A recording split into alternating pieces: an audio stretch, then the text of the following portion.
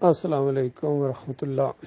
عبداللہ بن مبارک کا یہ قول مشہور ہے کہ کیا دین اسلام کو علماء، مشائخ اور بادشاہوں کے علاوہ کسی اور نے بدلا ہے؟ یعنی انہی تینوں لوگوں نے بدلا ہے۔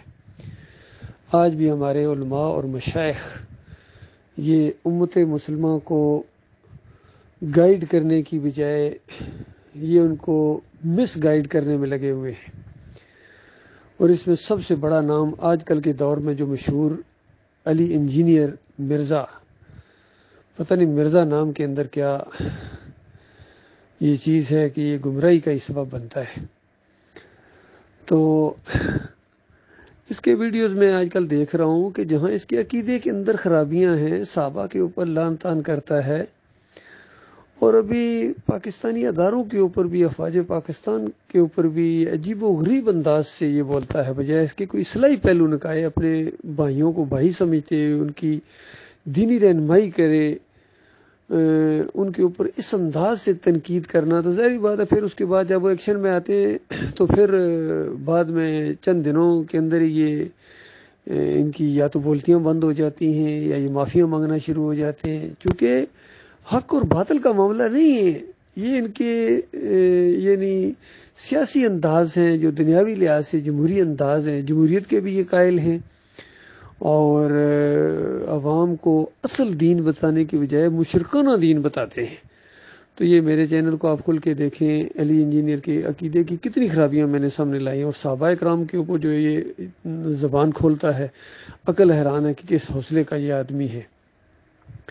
اسی طریقے سے فضل الرحمان بھی دینی رہنمائی کرنے کی بجائے یہ لوگوں کو گمراہ کر رہے ہیں۔ اس کے باپ نے بھی لوگوں کو گمراہ کیا تھا، علی اجمیری کی قبر کے اوپر جا کے حلوے بانٹے تھے، جس کو پہلے شرک کہتے تھے، خالص دنیا حاصل کرنے کے لیے انہوں نے پھر اس کو عین ایمان کہنا شروع کر دیا۔ یہی مودودی صاحب کی زندگی میں پروفیسر غفور نائب امیر کی حیثیت سے بڑی امام چادر چڑھانے گئے تھے، اور وہاں جا کے انہوں نے چادر چڑھائی اور کہا کہ دیکھو، اگر یہ تم مجھے اسلام آباد کے شاید 14 نمبر حلقہ تھا یا کوئی اور ہوگا، ایک حلقہ تھا جہاں سے وہ الیکشن کے لیے اٹھے تھے، کہ اگر مجھے کامیاب کراؤ تو میں راولپنڈی سے امام بری سڑک لے کے آؤں گا اسلام آباد کی سڑکوں کی طرح چوڑی، تاکہ آسانی کے ساتھ یہ بد عقیدہ، یہ مشرک اپنے بابا کے سامنے جا کے اپنا ماتھا ٹیک دیں۔ تو ہمارے بلکہ گجران میں راجہ ظہیر، اب تو خیر میرے خیال فوت ہو گئے، جماعت اسلامی کے پلیٹ فارم سے جب کھڑے ہوئے تو ایک پیر صاحب نے اعلان کر دیا کہ یہ وہابی ہے، اس کو ووٹ نہیں دیں۔ پریشان ہو گئے، وہاں پیر صاحب کے جا کے پاس گئے اور کہے کہ دیکھو یہ آپ نے کیوں فتویٰ دیا ہے؟ تو اس نے کہا مجھے پتہ چلا تم وہابی، اس نے کہا نہیں وہابی نہیں، اس نے کہا اچھا اگلے جمعرات کو ہمارے جو بزرگ ہیں ان کی چادر چڑھاؤ آ کے، تو پھر میں اعلان کر دوں گا کہ وہابی نہیں ہے۔ تو راجہ ظہیر کو وہاں جا کے چادر چڑھانا پڑی، اور واپس جب گئے تو پیر صاحب نے پھر اعلان کر دیا کہ مجھے اس میں سے وہابیت کی بو آ رہی ہے، چادر تو چڑھائی ہے لیکن عقیدت سے نہیں چڑھائی ہے، تھوڑی سی ایسا لگتا ہے پھینکی ہے۔ تو اگلی جمعرات کو پھر وہ آئے چادر چڑھانے کے لیے، پھر گئے اگلی جمعرات کو، اندازہ لگائیے، تب اس کے بعد پیر صاحب نے اعلان کیا کہ یہ وہابی نہیں ہے، ووٹ دیا جا سکتا ہے، اور کامیاب وہ پھر بھی وہاں سے نہیں ہوئے، اور اب اسی شرک کے اندر ان کی موت آ گئی۔ اسی طرح مودودی صاحب اسی شرک کے اندر مر گئے۔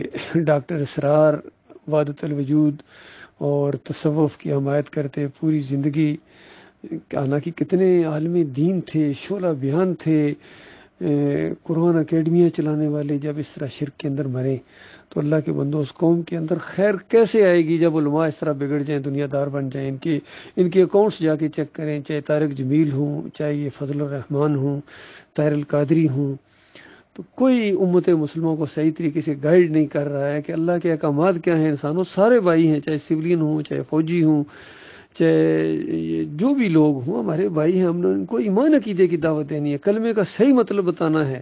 یہ نہیں کہ عمران خان صاحب کی طرح کلمے کے مطلب کے اندر بھی غداری، کلمے کے مطلب بتانے میں بھی فریب کاری، اور یعنی اس میں ملاوٹ، کہ حالانکہ ان سیاسی لوگوں میں سب سے زیادہ جو دینی نقطہ نظر سے سامنے آئے ہیں وہ عمران خان صاحب، لیکن وہ بھی جا کے مزار کے سامنے سجدہ کرتے ہیں، پھولوں کی چادریں چڑھاتے ہیں۔ یہ کون سا اسلام ہے؟ یہ تو شرک ہے، اور پھر مانتے بھی نہیں۔ کامران نے ان کا انٹرویو لیا کہ سر آپ نے کیوں سجدہ کیا وہاں جا کے؟ تو شرک ہے۔ ان کا نہیں کامران یہ شرک نہیں ہے، یہ وہ محبت اور عقیدت ہے. میں نے گنج شکر کو بہت پڑھا ہے، یہ بڑی اونچی ہستی تھے، حالانکہ پڑھا ہے ہی کوئی نہیں، اگر پڑھا بھی ہے تو مشرکانہ ذہن سے پڑھا ہے. حالانکہ ان کی کتابیں جتنے ملفوظات وغیرہ ہیں قرآن کے خلاف عقیدے ہیں. وحدت الوجود وحدت الشہود ان کی رگوں کا خون ہے صوفیوں کا. تو یہ صوفیوں کے پرستار ہیں، صوفیوں کے چاہنے والے ہیں. صحابہ کرام صوفی نہیں تھے، وہ مجاہد تھے، وہ مسلم تھے، نہ وہ بریلوی تھے، نہ دیوبندی تھے، نہ اہل حدیث تھے. یہ قوم کو بتایا جائے کہ یہ فرقے ختم کرو، اس فرقے اسلام میں نہیں ہے. جہاں فرقہ ہے وہاں اسلام نہیں ہے، جہاں اسلام ہے وہاں فرقہ نہیں ہے. یہ کون بتائے گا اللہ کے بندوں؟ پھر جمہوریت کا ایک مشرکانہ نظام ہے، یہ پورا ایک شیطانی نظام ہے، یہ اسلام کی ضد ہے. جمہوریت کے بت کی پوجا کرنے والوں، اس کو پالش کرنے والوں سارے اکٹھے ہو. تو ان کو نصیحت کرو عالمانہ انداز سے. اللہ کا پیغام جو تمہارے پاس ہے اس کو پھیلاؤ، چھپاؤ نہیں. اور اگر حق اور باطل کو مکس نہ کرو، حق کو علیحدہ بیان کرو اور جو باطل ہے اس کو علیحدہ بیان کرو. بڑا مشہور کلپ ہے ان کا، آپ سن لیجئے، علی انجینئر صاحب کا. ان کے شرک بھی بیان کرتے ہیں کئی دفعہ، اور پھر کہتے ہیں کہ دیکھو میں ان کو چندے بھی دیتا ہوں، ان کے پیچھے نمازیں بھی پڑھتا ہوں. تو بتاؤ اللہ کے بندو، جن کو تم شرک کرنے والا بھی کہتے ہو، پھر ان کو اپنا لیڈر مانتے ہو، امام مانتے ہو، تمہارے سے بڑا کوئی فریب کار ہو سکتا ہے؟ یہ تو ایسی بات ہے کہ چوروں اور ڈاکوؤں کو ثابت بھی کرو اور پھر انہیں کو وزیر اعظم بناؤ، انہیں کو وزیر اعلیٰ بناؤ، اور یا جج صاحب اس کے بارے میں فیصلہ کریں، ہاں چور ڈاکو ہے، بڑا کرپٹ ہے، لیکن کوئی نہیں، یہ اس لائق ہے کہ اس کو لیڈر بنایا جائے اور اس کو پارٹی کا لیڈر بنایا جائے. بتاؤ کیا حیثیت رہ جاتی ہے آپ کی سوچ کی دانشورو؟ کیا اتنی بھی عقل تمہاری کام نہیں کر رہی ہے؟ تو یہ معاملہ ہے. اب اس کو اگر گرفتار کرے گی، ادارے کریں تو ظاہری بات ہے ادارے تو کریں گے. جب آپ اداروں کے خلاف اس انداز سے بغیر دلیل کے اس طرح کی باتیں کرو گے. یہی معاملہ عمران ریاض خان کا تھا جس کے اوپر اس کو گرفتار کیا گیا. میں نے اس کا وہ کلپ سنا ہے، بالکل بےہودہ باتیں ہیں، کوئی اس میں سر پیر نہیں ہے، یہ کوئی خیر خواہی نہیں ہے، اور یہ پورے دنیا کے اندر اپنے اداروں کو بدنام کرنے والا انداز ہے. تو سزا تو ملے گی. تو میرے پیارے بھائیوں، میں آپ کا خیر خواہ ہوں. میں کوئی پیر نہیں ہوں، میں کوئی مولوی نہیں ہوں، اور میں کوئی سیاسی لیڈر بھی نہیں ہوں. میں آپ کا خیر خواہ ہوں، بھائی ہوں. میں فوجی افسر ضرور ہوں، 7 پنجاب ریجمنٹ سے میرا تعلق ہے، اور 70th PMA لانگ کورس کے ساتھ میں نے کمیشن لیا تھا. تو لہٰذا یہ جو آپ اس طریقے سے انداز اختیار، پہلے بھی 2 سال پہلے ایک کسی اینکر نے میرا انٹرویو لیا تھا، تو اس انداز سے کہ یہ ماشاء اللہ کیوں جرنیل لگا دیتے. میں نے ان کو بتایا میں آفیسرز کو جانتا ہوں، میں نے 4 سال ٹریننگ کی ہے اور پھر آفیسرز کے اندر رہنا. میں آفیسرز کے مزاج کو بھی جانتا ہوں، پر جرنیل جس طرح کبھی بھی وہ سول میں نہیں آنا چاہتے ہیں جب تک یہ جو سول کے جو ہوتے ہیں عوامی لیڈر ہوتے ہیں، اگر یہ پاکستان کے ساتھ مخلص ہوں تو یقین کیجئے کبھی بھی آرمی آفیسر ان کی مخالفت نہیں کرے گے، کیونکہ ان کے اندر یہ چیز بھری ہوئی ہے پاکستان کے ساتھ ایک ہمدردی.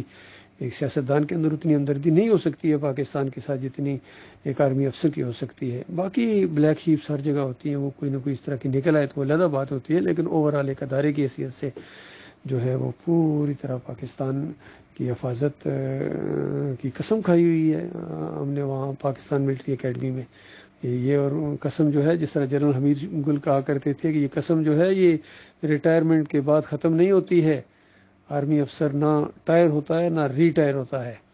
تو اس انداز سے میری خیر خواہی اپنی قوم کے لیے. یقین کرو آپ کے سارے مسائل چٹکیوں میں حل ہو سکتے ہیں اگر آپ ایمان خالص کی بات کریں، توحید کی بات کریں. ہر آدمی اپنی فیلڈ، اپنے دائرے کے اندر رہ کے کام کرے. عالم دین ہیں، علماء ہیں، دیندار جو ہیں، وہ ایمان عقیدے کی بات کرو، فرقوں کا رد کرو اور لوگوں کو سمجھاؤ، تاکہ ہماری پولیس والے بھی اس چیز کو سمجھیں، ہمارے رینجرز والے بھی اس چیز کو سمجھیں، ایمان عقیدے کی بات کو.